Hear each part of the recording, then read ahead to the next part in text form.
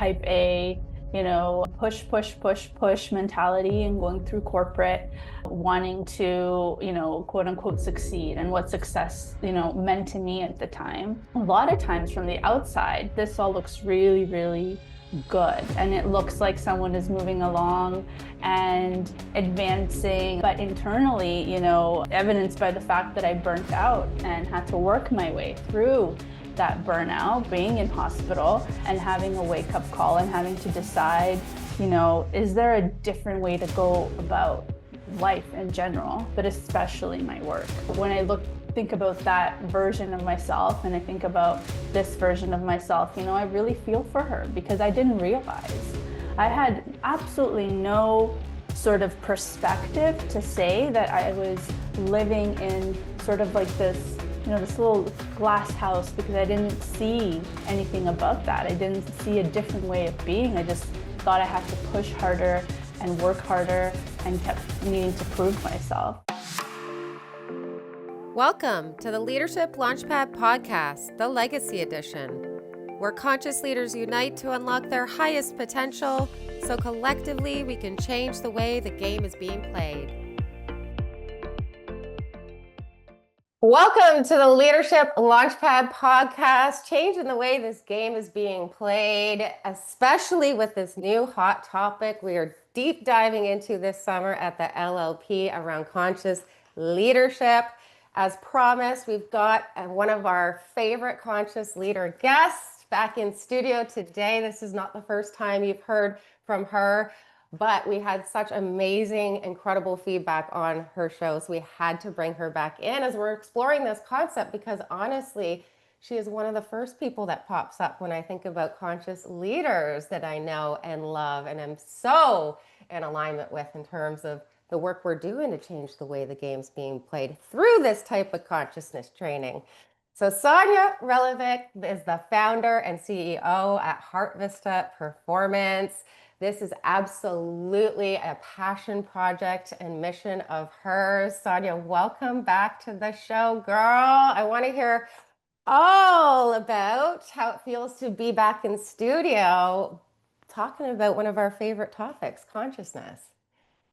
So firstly, thank you for having me. This is always so much fun. And, I think you are really, really well timed with this theme this summer on your podcast with conscious leadership. It's really what we need to have more discussions like this. So I'm really, really happy to be here with both you and Tracey. Yay! And I got Tracey Allen back, sitting co-host, co-pilot to my right. Tracey, you excited to get to unpacking with Miss Sanja over here on all things conscious leadership? How are you feeling today? Feeling great. I'm excited about this. I don't know lots about it, but I know that, it's much needed in the leadership space. So I'm excited to learn about what Sanja is going to teach us about today. So yes. Yeah, we just did a little bit of heart coherence ourselves before we got on this mic. So we are definitely in the flow already. I think the first place we want to go and flow with you, Sanja, is let's plug our people into some of the inspiration behind the Passion Project. Take us back in that time machine and help us understand where that passion comes from in terms of, a little bit more about Heartvista Performance and the heart coherence that you practice there, and then the backstory of what inspired you to start this business at this juncture of time and history. Absolutely. I think, when I boil it down, it's really that firsthand.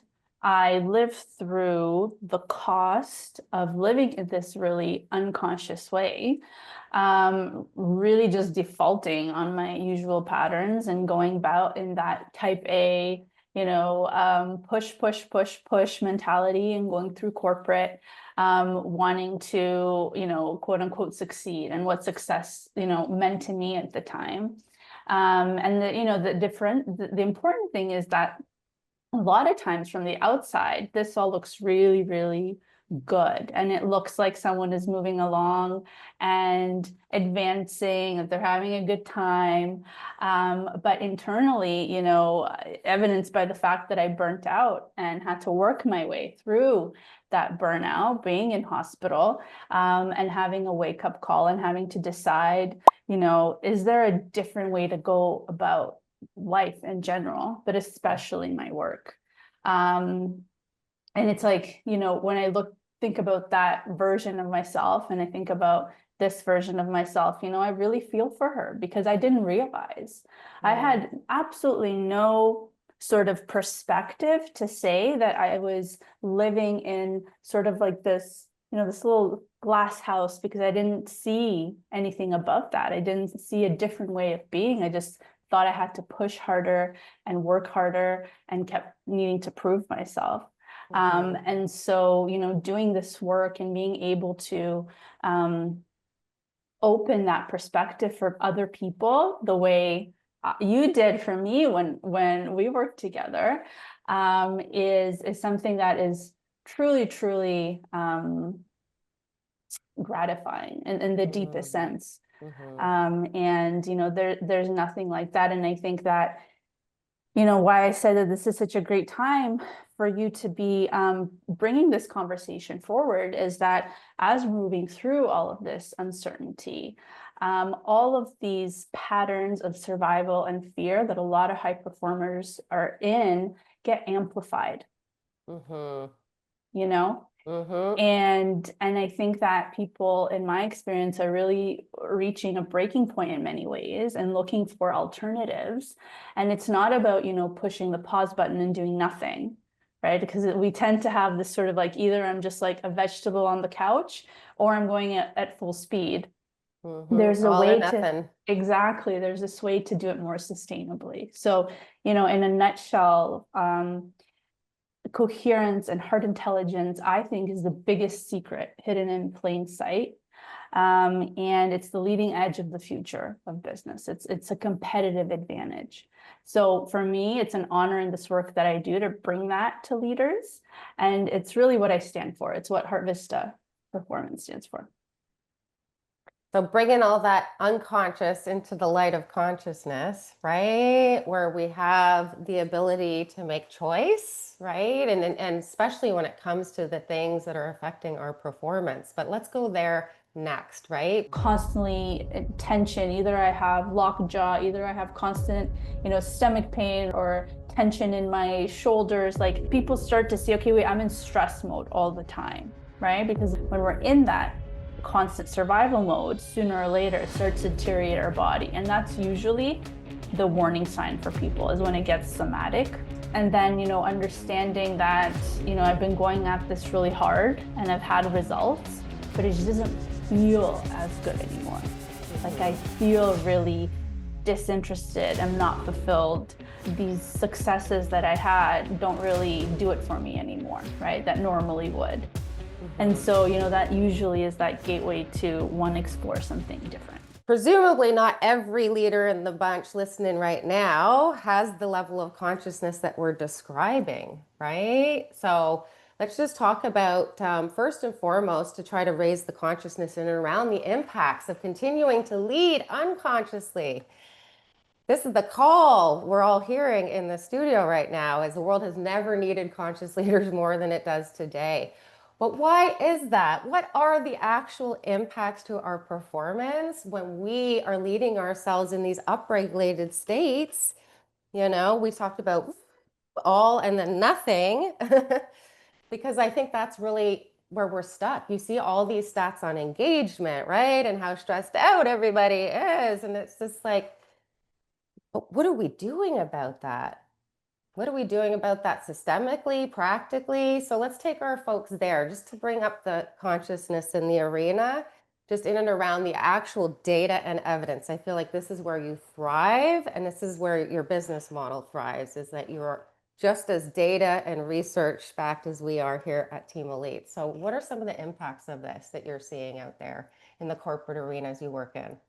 Yeah, it's really interesting. So the Harvard Business Review just published an article this week, and they quote that workplace conflict is costing U.S. businesses $2 billion with a B dollars per day in lost productivity and engagement. Wow. So that one hurts, right? When you read that, that hurts the bottom line. And So a lot of organizations, they're going to look at this and they may respond with, sending their leaders to some conflict management training. And, they'll learn some frameworks, some scripts, some communication models, all valuable tools. Mm-hmm. But what we sort of sometimes fail to look at is that you teach these leaders these tools, then you send them back into the workplace. But if their nervous system, right, their core operating system isn't regulated, if you don't teach them how to regulate, how to work with their body in those moments of high impact, those tools kind of get thrown to the wayside. And the implementation, right, because it's not just about, okay, I check mark this, check mark, I sent them to training. Well, let's look at the implementation and let's look at how it's actually affecting change, and is it, right? Mm-hmm. And so what I work with here is really, let's, all that fancy stuff, that's great, but we get to the root of people learning to notice when they're dysregulated and have tangible tools that they can use in that moment to get back to a place of being able to respond intentionally versus react out of those old patterns and the ways that we usually respond when we're in survival mode or when we're in stress, right, with the sort of lashing out and not listening well, and so I think that, and one of the ways that we know that this is working is in my work, we use a little coherence sensor, so a heart rhythm pattern sensor, which we use as training wheels, that as we're teaching people these tools of how to self-regulate, they're actually able to see real-time feedback that their heart rhythms are moving into this more balanced pattern. And so we know when our nervous system is regulated, our brain actually operates much more efficiently. Our focus is better. Our decision-making is more sound. We're more focused and we're more creative. And so I think that's, a key piece to this whole puzzle is getting really, at that baseline and understanding how we as humans operate. Because it's these humans, right, that are supporting your businesses and that need to work through all this conflict resolution. So, it's ultimately the skill of leading through conflict isn't just about what you know, it's how you show up. I think it's mostly how you show up, right? Like that's why we do so much state management work in every locker room and every leadership training that we do. But specifically, we double down on the state work when it comes to conflict, right? Because you're up against a lot more in those types of territories in terms of the level of upregulation, right? Which we know we've been saying on the show puts us into the tunnel, cognitively speaking. Why is it? You're just at the Human in Tech show. And so I know you have some fun stories to share from there in terms of what best practices look like here in 2025 when we're training leaders, not only on conflict, but all these other things that we just mentioned. In your opinion, though, as a conscious leader, why is this continuing to be such a blind spot for us? Why do we continue to try to rely on IQ over EQ so much? Yeah, I think it's, because especially now, because of all of this pressure, right, with AI, and every organization is racing to adopt AI as quickly as possible. And we're continually in this sort of stress state and needing to control the environment as much as possible. And so it's still a blind spot because that's where our focus is, right? And we just think that is the answer to surviving this next phase of business evolution. But what I think that, leaders that are leaning into this conscious leadership model are realizing is that just as much as we need to adopt AI, we need to continue to develop our people, right? Because that's exactly what that was being talked about at Human in Tech Week last month, is that in this game, we can't win on IQ, right? Like AI has it down, right? And it's going to keep evolving and developing. And where we need to double down on is those human-centric skills, because those are going to be the differentiator right? In terms of how the longevity of a business. And so it's really actually interesting that there are layers in the ecosystem in our economy that are understanding this. And there are now investors coming to founders and not just asking about market fit and their product strategy. They're asking, how are you, do you meditate? What is your way of I can only imagine. I'm just like in that room right now, remembering your response when I first went to that, and so many high achievers' response. They're going to be like, "Huh? What did you just say to me?" Absolutely. And that was me at the very beginning, is like, there's just no time for that. Like, that is just soft, mushy, wushy stuff. And it's understanding that, we need now more than ever to shift that perspective for that long-term competitive advantage, right? And I mean, that translates into a lot of sort of tangible items or tangible aspects of your business, from having more empathy and customer service. That's a huge differentiator, right? And that comes from the top down in terms of leadership and impact to their to teams. Resilience in this uncertainty. That's not something AI can teach us. Purpose and culture building, all of those aspects. I think we can look to a lot of a number of big leaders. The CEO of Microsoft, right? Satya Nadella, he wrote the book, Hit Refresh. And it's all about how when he took over Microsoft, it was underperforming. There was low retention, high turnover rates. And he accredits the turn that Microsoft took to empathy being an innovation driver, to empathy being his style of leadership that was able to navigate and take this company now into the next level of success. And I think, there are voices now that are speaking up, and that it's coming through more and more.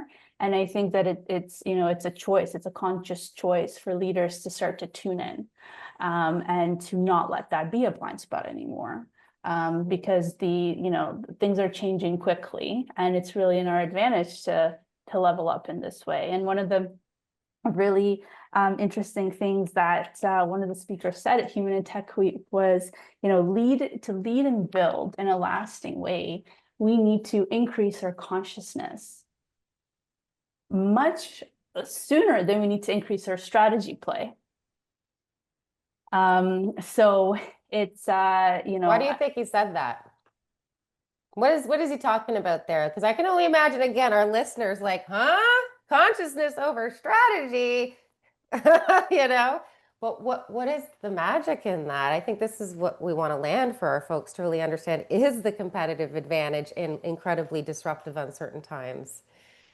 I think it goes back to what we said, is like the way you show up dictates everything. It dictates how you engage with your people, and it dictates how you're going to implement strategy. You can have the best strategy, but if you're going and coming still from that control and command model of leadership, that's not resonating, that's not landing with people.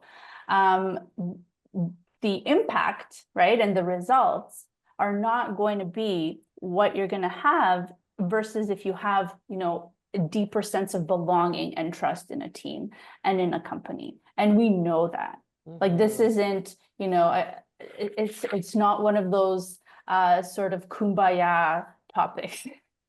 So we know that there are large data sets that companies are looking at: survey analytics, retention data, AI-driven sentiment trends. And they've been able to show us, actually, there's a really large scale study, again, published in Harvard Business Review, that showed that if there's a sense of belonging in a team or in an organization, it led to 50% increase in job performance, 50% reduction in turnover risk, and 75% drop in sick days. So at scale, right? At scale, that's going to have meaningful financial impact.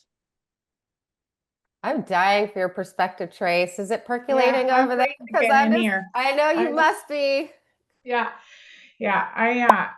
So I think the challenge, I think, and I want to know, I'm curious how you're doing this, right? But being in big corps and obviously doing a lot of reading on how leaders are managing. I think we say it's not like a kumbaya, but it certainly feels like that sometimes to some of the leaders in big corp, right? The stakes are so high, the expectations are so high. There is no time to be. We talk about, let's say we just scrape the surface, we talk about well-being. Well-being is not what we're talking about right now in big corp, right?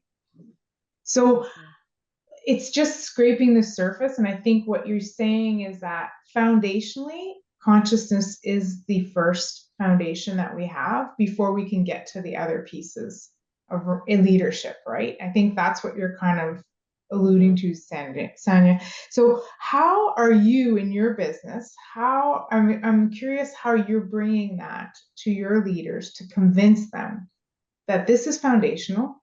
This is like, is kind of prerequisite for you to be successful as a leader and to really bring that business in the aspirational flow that it's looking to go to.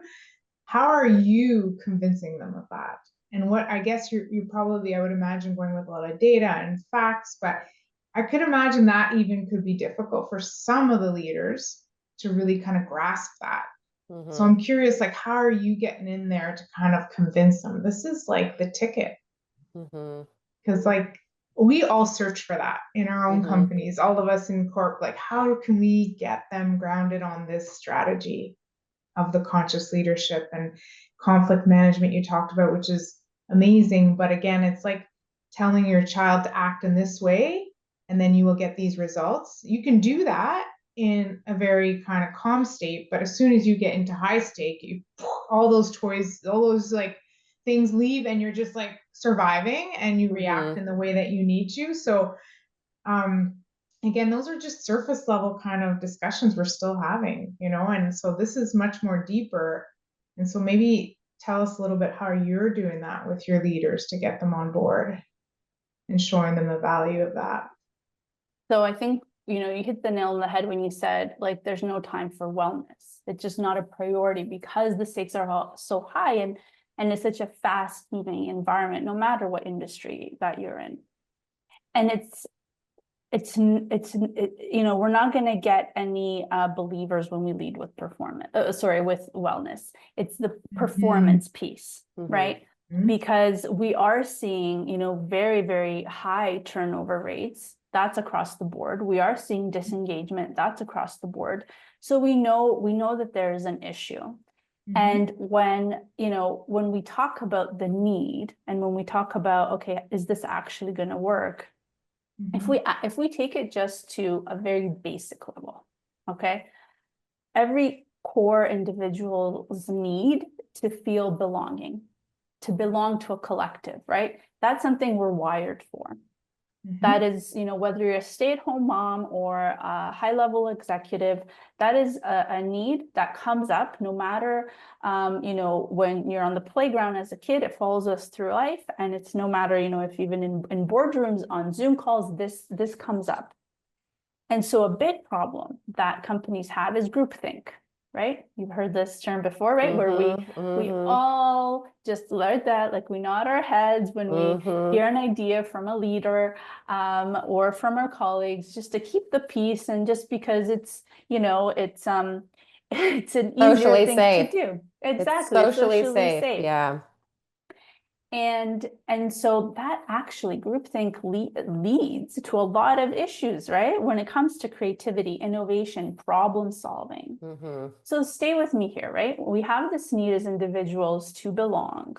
If we as leaders can create that environment of belonging in our team, in our people, through trust, not through a lot of effort, right? There are small ways that we can start to do this. And one of the ways is We have these coherence practices in some of the teams that I've trained, where everyone starts to connect and integrate and feel connect. And it's 2 minutes per meeting that we can actually start to bring this in. And so now you've fulfilled that basic need of belonging. You've dealt with that. Now you can put it aside, right? And now people have this safety. They feel safe that they can start to bring up dissonant opinions, creative solutions, because that basic need, that foundation is solid. So it very easily starts to translate. And I think that, the key way that people come to this work, that leaders come to this work, is because they start to notice that the way they've been going no longer is working. And once they see for themselves that I can actually now go into a situation and start to react differently and respond differently than I would have a month ago, 2 months ago, they go, aha, like this is actually working. And then they start to think, well, imagine if at scale I bring this in to my organization and my team all learn to self-regulate in this way. And we all start to own our own piece of the puzzle, right? The impact is just exponential. And so, I think it's a step-by-step awakening process. It's not an overnight, but it's, the results start to speak for themselves. Yeah, I love that you're calling it an awakening process. Is that what consciousness means to you? It does. That's exactly it. That's exactly it. Because I kind of want to know. I am kind of curious, since we're sitting here talking about all of, contextually what this could look like in terms of the benefits this could actually bring to a team. How do you think of conscious leadership? How would you define or describe that? So conscious leadership, in a very nutshell, let's say, getting to the bones of it, is to me owning what you bring to every interaction, every engagement, every point of leadership, right? Whether it's formal or informal in your personal life. And what that really looks like, in the work that I do, is getting down to that level of knowing yourself. It's a reintegration with ourselves. I mean, so much of our day is spent on external focus, external requests and demands, and our environment is always taking away our attention. So this is like a power play, right? When we're stepping into conscious leadership, is getting, use the word at the helm, right? And I love that. You're getting back at the helm, at the wheel of your inner experience. And what the work I do is it creates that choice point. That's really what it boils down to, is when you're a conscious leader, you've built this buffer, right? This choice point between stimulus and your environment and how you want to react and respond, how you want to respond intentionally. And what starts to happen is that you realize that your environment doesn't have to have as much of an impact on your state, on how you feel. It's a way to take your control back, to your power back. And it's really leading yourself, right? You talk about this. That's the first step. And that's why it's an awakening process, right? It's first understanding, okay, well, hold on, something, either I'm constantly in tension, either I have locked jaw, either I have constant, stomach pain or tension in my shoulders. Like, people start to see, okay, wait, I'm in stress mode all the time, right? Because when we're in that constant survival mode, sooner or later it starts to deteriorate our body. And that's usually the warning sign for people, is when it gets somatic. And then, understanding that, I've been going at this really hard and I've had results, but it just doesn't feel as good anymore. Like, I feel really disinterested. I'm not fulfilled. These successes that I had don't really do it for me anymore, right? That normally would. And so, that usually is that gateway to want to explore something different. Yeah, it's fascinating to me when I think about how unconscious we are in regards to how we lead ourselves if we're not consciously at the helm, right? In terms of everything you were just talking about in and around the costs associated with leading from an upregulated stress response, right? But the power, I want to come back to that word because I feel like that's the operative word, right? When we talked about stepping to the helm as the conscious self-leader, that's where the power lives. That's where the choice lives. The capacity to actually see where new choice exists, our creative capacity that becomes available to us, right? When we actually step to that helm, and not only within us in terms of the impact that we're having on our people or the rooms we're in, in terms of what we're bringing to that equation, but then also being able to see that in our people consciously in a way where we can be responsive, and then therefore that's where the empowerment of our people in our locker rooms live.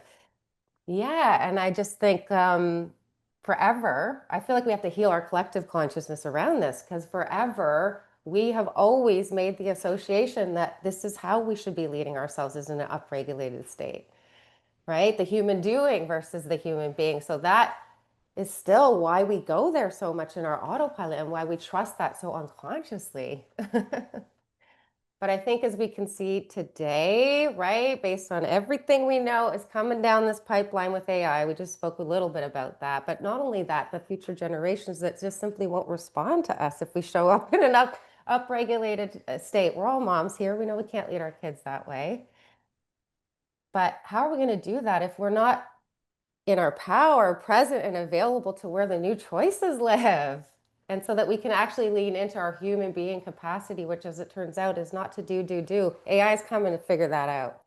It's the creativity that us human beings hold to be able to evolve and create the new in terms of all of this innovation. I think the final stop on this train would be we would probably be remiss if we didn't share a little practical example of how this type of work actually goes down as the conscious self leader so that our folks can maybe try that on for size experientially. We just said that that's how you make the case when you go working with these leadership teams, right? It's like it's impossible to deny. We did this off air before we got on the mic. It's impossible to deny that experiential understanding that you consciously calibrate when you do these practices. Do you have one that you'd like to share with our folks before you go? Absolutely. And before we jump into it, I think the more that we're able to bring this work forefront and integrate it, show how it's actually applicable, because taking it from the sky to the street, again, that perspective of like, here are tangible reasons why this helps, and that we see a 56% decrease in anxiety and depression when someone has learned biofeedback, learned coherence, and implemented it 6 to 8 weeks. Those kinds of work, those kinds of stats start to help people think about, if I can start to feel better, then I think my people can probably also start to do better, right? Mm-hmm. It's a very, very logical stepwise sort of path. And so one of the ways that we start to feel better is learning tools, right? And so there's something I teach people called the freeze frame. And it's based on this concept that, we're going through life and we have this conscious perception of, the scenes in our life experience. So kind of think of it like watching a movie if we kind of step back. And we can choose a scene from our life movie that may be particularly stressful and sort of hit pause, as you might pause your Netflix show, and then zoom out and take this more objective perspective. And so what we do in sort of our sequence is we first stop, right? We choose what we want to address, and we notice it and we disengage. So we kind of take that sort of bird's eye view, and we can, as I'm describing this, I invite yourself and your listeners to choose something that comes to mind that you'd like to have a little bit more clarity on how to move forward. maybe some creative ideas that you're looking for, that things haven't been working up till now. And so then we can do this with eyes open. We can start to do a quick drop-in to our chest, to our heart center in terms of our attention, and start to breathe. And imagine that that breath is flowing in and out of our heart center. So now what we're doing is we're just dialing down the intensity of whatever potentially stressful emotion that we're in, that the situation is causing. And then we're going to bring in an uplifting, regenerative emotion. It can be appreciation, it can be care. Helps to have sort of a visual, perhaps, of a loved one or pet. And so what we're doing is we're being actually very strategic right now with how we're using this instrument called our body. Because when we breathe in this way, called heart-focused breathing, and when we bring up this uplifting emotion, we're actually changing how our nervous system is operating. And we're changing the rhythms of our heart pattern. And why this is important is because it allows us then to feel more in a place of safety and trust, which directly impacts how our brain works, our brain performance. And so from this place of now being more regulated, we can ask, is there a better alternative, a better solution to this issue or problem?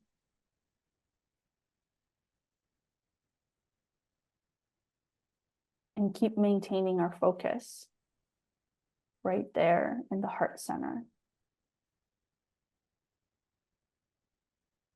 as you ask yourself that question.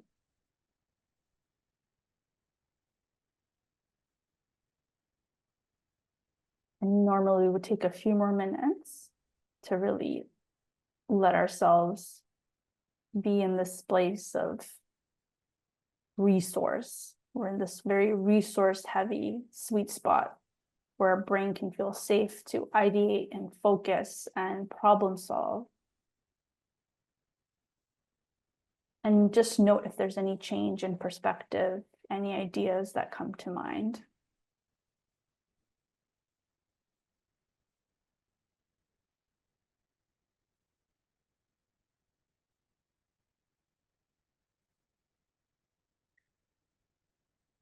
And so what we learn is, that as we sort of use these tools more and more, as my leaders really step into this, it becomes very intuitive. Mm-hmm. And it becomes, a quick check-in with themselves. So there's, we've talked about creating choice point. So here's a way that we can actually tangibly do that. That didn't cost us a lot of time. We didn't have to go and become mindfulness gurus. And we didn't have to actually do anything in terms of change our environment and, go outside of our life, stop our life to go clear our head and get better ideas potentially. Mm-hmm. So I think that's what it really is about, is making this sustainable, is understanding that we don't have a lot of time, but we do actually have tools that are created for these high stakes, high pressure situations. A great sort of integration example is I have a client in the private equity space, and once a year they host this big event where all of their members come to a sort of conference, and there's a lot of expectation in terms of them delivering high quality content. And using some of these tools all together, coming together and getting into coherence before the event begins, allows them as a team to be more synchronized, to have better communication. When problems come up, they're at a much better baseline and a much better place and space to be able to deal with those constructively and not go into conflict with each other or with, people around them. And so, the applications of this are really endless. And so I always ask my people, once you learn something like this, and I ask your listeners, what would be meaningful to you in terms of application of any type of consciousness training? How do you, take a business challenge that you're currently going through and think about how what we've talked about today could impact outcomes if applied, right? Because I think it really matters on that day-to-day basis. The concepts are great, but I think it's really when people see that impact of application and implementation that it really, drives it home. Yeah, that's why I wanted to clear space for you to lead us through it. It's so funny because I feel like in athletics, we get it. We get that you have to visualize and you have to do all of these things to manage your state so that you can be in that peak performance state or flow, right? But it's exactly the same thing that we're talking about here in terms of high pressure, high stakes in business. And it's funny because Tracey and I last week were talking about all of this type of maneuver. We were talking about the highlight reel and where we can consciously go and our backstories for the purposes of this state management and self-regulation too. And it's true, it doesn't take very long. And it's what I love about NLP and the tools and the strategies that are similar to this, right? It's like very, very noticeable, that experiential impact. So that's the call to everybody listening. In case you weren't, Tracey and I had our eyes closed over here in studio because we wanted to have that experiential understanding and shift. And so if you didn't allow yourself the privilege of being led by Sanja through that exercise experientially, please go back, hit rewind, and give yourself a little time and experience with this incredibly game-changing methodology. Any final thoughts from you on these subjects, Tracey, before we let Sanja go today? No, I think it was great. Thank you, Sanja, for sharing that with us and teaching us that. I'm excited to go do some more work in terms of looking at how that can help, leaders in corporate, because we didn't really get into the technology piece of how you decipher the information and how you coach through that. I'm sure there's a whole piece of that. And then of course your retreats that you offer and so forth. So I'm excited to go peek and see what you've got going on there. So, but I'm sure you'll share it with us through your links and all that good stuff so that people can go find you. But thank you. Why don't you do that right now before you leave us today, Sanja? I know that we're definitely going to leave links to your previous shows so people can go and actually hear some of that more technical background, because I believe you did go through it on our last one. But just in response to what Tracey just alluded to, where would you like people to find you? How would you like them to interact with you? Give our folks a little bit of leadership there before you go. Absolutely. So I think that the website is a great place just to learn a little bit more about what I do and how this actually looks out in the real world. So heartvistaperformance.com. And you can also find me on LinkedIn, and I'm always really happy to chat and just meet people. So feel free to reach out. We'll definitely add those links in the show notes. Yeah, and just to answer Tracey's final question, because I actually am curious and I want our folks to know, in terms of being able to engage their leadership teams in these types of practices, right, and learnings, all of that information is available on the website in terms of how you can actually offer those services. Yes, absolutely. And I'm happy to walk people through. And it really, as I said, the implications or the applications are endless. So it's always fun to meet people and hear where they're at. And I'm always happy to sort of collaborate and see what could actually be impactful for each team. Each team has different needs. I think that's really a key piece of what I do too, is very much collaborative. And yes. Human-centric. Exactly. Right? Oh yeah, our people are humans and they have needs. Oh yeah, maybe I should start there. This was so much fun, as I knew it would be, as it always is. For all of you out there listening to this incredible interview, I think you can see experientially the benefits of doing some of this practice before you get into whatever it is you're trying to perform at that day as a conscious leader. We're in the year of co-creation, so if you have any feedback at all in terms of this episode, anything more that you wanted to learn from Miss Sanja or from Tracey or myself, please email me, susan@elitehighperformance.com. For all other information in terms of our incredible offerings and conscious leadership locker rooms, go on over to the website, elitehighperformance.com. That's it. That's all for this week. We'll see everybody back here next time.